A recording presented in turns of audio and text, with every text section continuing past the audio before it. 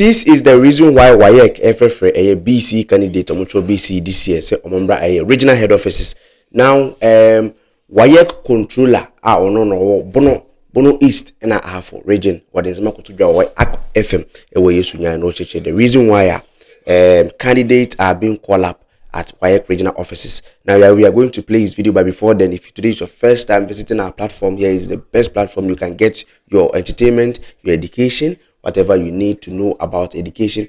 Just subscribe to our platform and follow us on all the social media handles so that you will not miss any of our videos, because we produce you educative content. Now you can see a year Lillian Frimpong, Madam Lillian Frimpong, I don't know a year Waec controller for Bono region, Bono East and a half.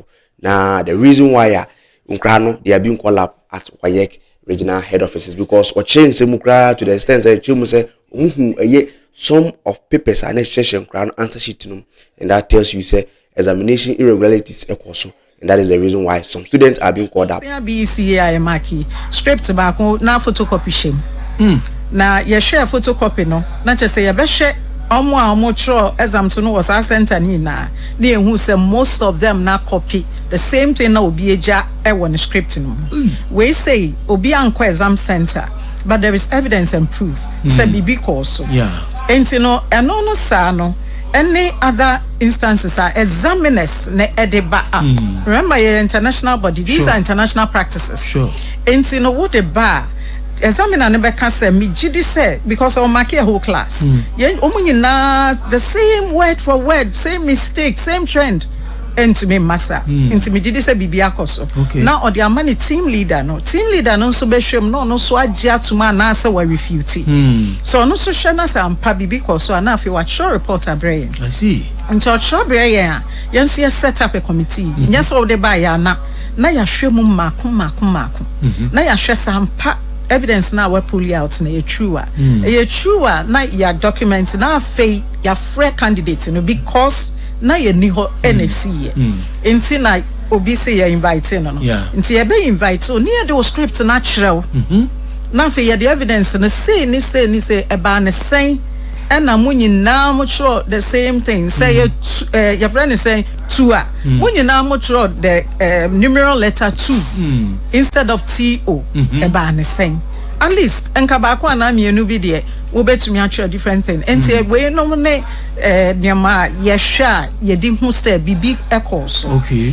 enti no ye friend kwala na ye de akere won na fe wo aka kere yen ne ba ya munyina sabu se hwe ye friend say hwe ye nsi a ye the evidence natural okay enti it is proof enti most of the time no mo ba na fe say ebi so ho a na senyesa na ye film so it's investigation okay and audit good I see etino basa no eno no moye no BECE ni wasi nyina mu ye no BECE ni wasi nyina mu na BECE dia no all this while na moye sa auditing ya all this while I see all this while well, it seems as if because last year dede pa yeah but they be invite first no podi na obekwa akra obekwa akra district directors yes obekwa head of office akotwan ma yeshia o but na say ye hu said there be obi abebasa no e hard nti yemfa nko baby ankofo no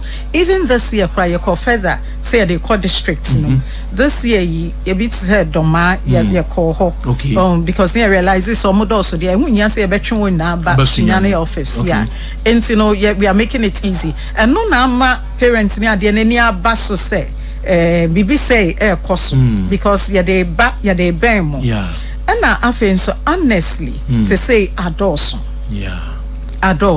because of social media and to say ade no anapana ye release results na bi no minim ye timu ade wo mutimu nti omode yes ade no no mo answer enya nkwala no po exams room no omode koma won no omode ato social media omode ato social media nti nkwala no nim enti oni obi okope mobile phone bi anabi enti eno na ama sa we na adults the social media influence and necrophobia I think that they are just being diabolic but how do you chima drink kakra say infan say nenkwala no be exams ni me no two papers omo enter examination hall ansana ye bie paper na no sir be paper na no na say paper na man mo frana. That is when I be ka say paper na ba out.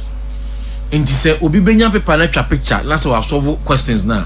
Sa questions now also solve. That time kwada ni na we inside. Ah omo throw exams. Enti no. Sa kwada benya access to it. I just say we throw the paper na we appear bontin. Enti no at that time no. Sa time go who answers go do vanya hwe because it's over. But ejano sa no omo ye den. Eno na ema me feel say eye say adane me fan say cartel.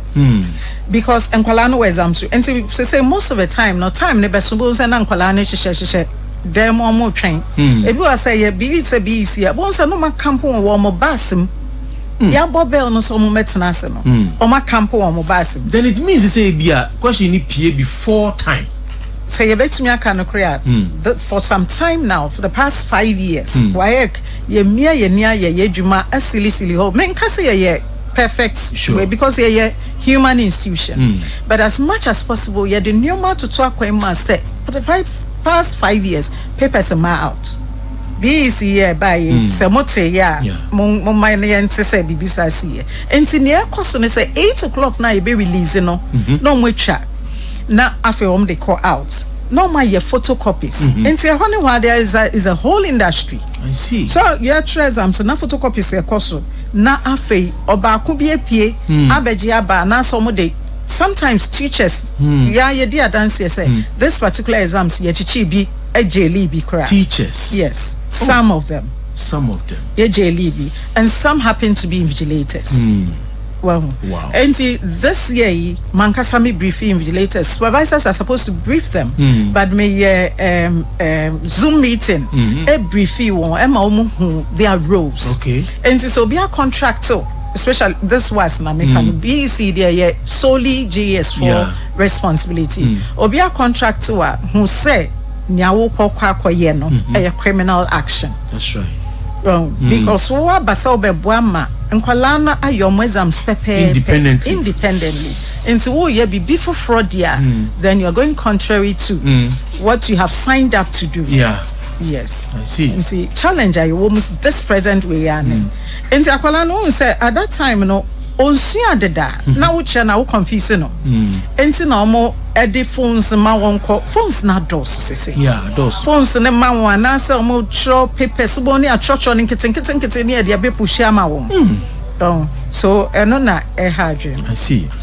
But ana na kwada no mom ne e frɛ no bra mo ye mo auditing no na enye bia the vigilators e wo ho any supervisor no wo center ho enyan kwala no kwa if a vigilator implicated that okay yen in charge of teachers GS na in charge okay enti yen no say bia sama bana me hu say teacher bi at the phone e kira kwala dia me report am a police okay a police case now after police are deal with it now after my show me report at the court office okay together board and as a Ghana exams committee GS ka ho okay impending phone na ka ho and almost they will take up and so we refer the matter that such cases to them and almost may take up that issue and thankfully this year PRO to Ghana Education Service who are about with the release. Sure. So teacher be involved, you are going to be sacked. And it is their responsibility. Sure. So as soon as a Waec officer be